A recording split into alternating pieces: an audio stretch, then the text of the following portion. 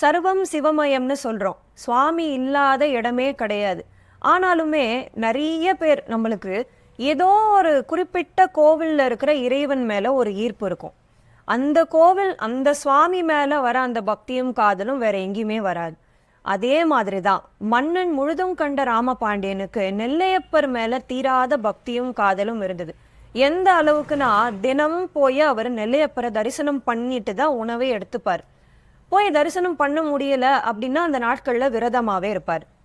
தாமிரபரணி ஆற்றுல வெள்ளம் வந்தது. மன்னன் அவருடைய அரண்மனையிலிருந்து நெல்லையப்பரை தரிசனம் பண்ணணும்னா தாமிரபரணி ஆற்றை கடந்து தான் போனோம். அதனால வெள்ளம் வந்ததுனால போக முடியல. மன்னனும் உணவெடுத்துக்காம விரதமாவே இருக்கார். பல நாட்கள் கடந்து போகுது.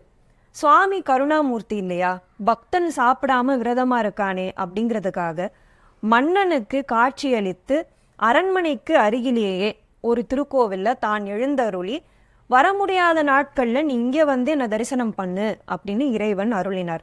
அந்த திருக்கோவில் தான் செப்பறை அழகிய கூத்தர் திருக்கோவில். இந்த கோவிலுடைய மூலவர் நெல்லையப்பர். பக்தனுடைய அந்த பக்திக்காகவும் வைராகியத்துக்காகவும் நெல்லையப்பர் மீண்டும் ஒரு முறை இன்னொரு திருக்கோவில்ல காட்சியளித்த வரலாறு தான் இது. நெல்லையப்பருடைய கருணையை வார்த்தையால சொல்லிட முடியுமா? திருச்சிற்றம்பலம்.